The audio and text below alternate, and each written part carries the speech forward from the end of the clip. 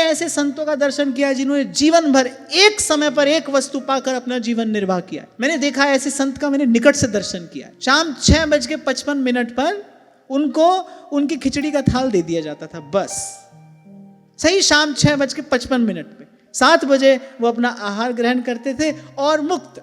हमारे को क्या झंझट है, आज क्या खाया, अब कल क्या बनेगा, अब परसों क्या बनेगा। अब कई बार ललित पूछने आता है मुझसे रोज रोज, अब आज क्या बनाए।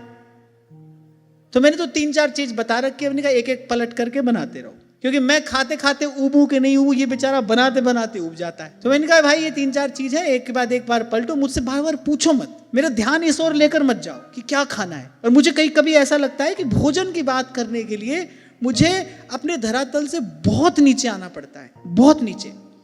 भोजन की बात करने के लिए क्या खाएंगे, ये भी कोई बात हुई, ये भी कोई प्रश्न हुआ। और मैं तो आपके लिए एक प्रश्न छोड़े दे रहा हूं, बात मानते हो अपने मन की, अपनी जिह्वा की, फिर क्या इनकी तृप्ति हुई है आज तक? हर रोज नई नई वस्तु चाहिए, कहां तक दौड़ोगे, कब तक दौड़ोगे? इसका समाधान क्या है? इनका निग्रह किस प्रकार किया जाए?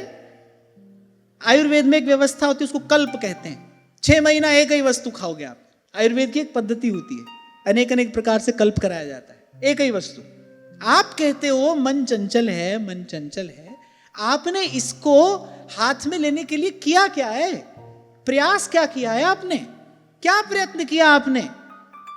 मनोनिग्रह के लिए क्या अभ्यास किया आपने? जो मन ने मांगा वो दिया, यही अभ्यास किया। शायद इससे मन की तृप्ति हो जाए। जो मन कह रहा था वो कह दिया, जो मन सोच रहा था सोच लिया, जो मन ने चाहा वो मन को दे दिया। इससे होगा मन का समाधान, इससे होगी मन की तृप्ति, ऐसे होगा मनोनिग्रह। किया क्या? अरे होना तो ये था कि उससे विपरीत दिशा में जाना था। निग्रह करने की तो यही रीति है। और एक बात और, ये बात तो आपको सबको माननी पड़ेगी भाई, मन तो केवल कहता है ना, करते तो आप हो। आप करते हो, मन तो केवल कहता है, मन कर नहीं सकता। मन की तो इच्छा हो जाएगी रात को 12 बजे पड़े पड़े, अब भाई खीर खानी है। अब भाई मन के सोचने से तो मन खीर नहीं खा लेगा, उसके लिए हाथ पैर तो तुम ही चलाओगे, मत चलाओ। इतना आत्मबल विकसित करो ना कि कभी आप मन की बात का निषेध कर सको। एक संत के जीवन में क्या होता है? गीता में भगवान कहते हैं तपस्वी कौन है? बोले जो काम क्रोध के वेग को सहन कर लेता है वो तपस्वी है। भगवान ने ये नहीं कहा कि जिसमें काम क्रोध का उद्वेग हो ही ना वो तपस्वी है। किसी तपस्वी के भीतर काम क्रोध विकार कभी आते नहीं, ऐसा नहीं कहा है। बोले जो काम क्रोध के वेग को सह लेता है वो तपस्वी है। मन ने उछल कूद की, करने दीजिए, कब तक करेगा? और मैं कहता हूं एक बार थोड़ा साहस जुटाइए और एक बार आप इस रीति से अपने मन का निग्रह करने का प्रयास करके देखिए। धीरे धीरे मन समर्पण करने लगता है। ये साधक जीवन का अनुभव मैं आपसे कह रहा हूं।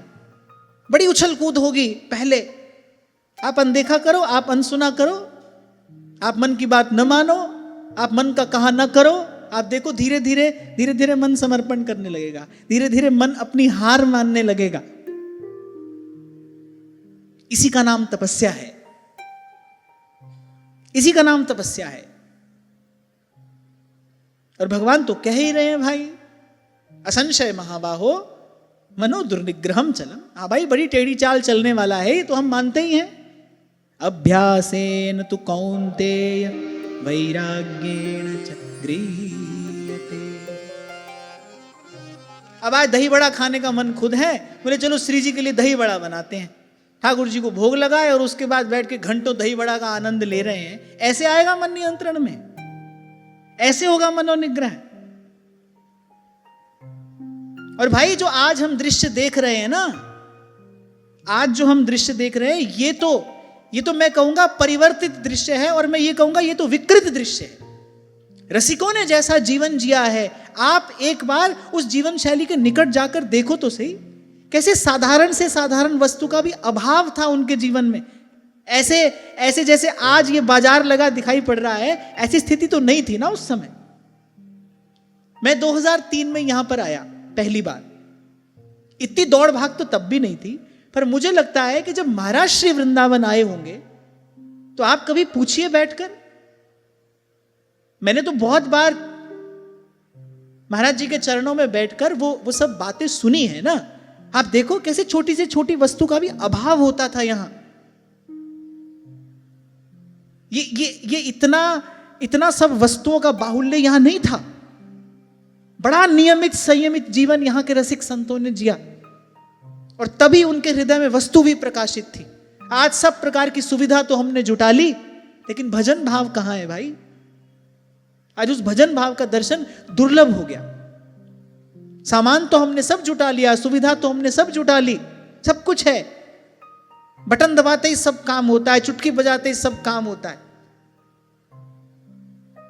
आपको बस एक फोन करना है, सब कुछ आपके घर पर आ जाएगा।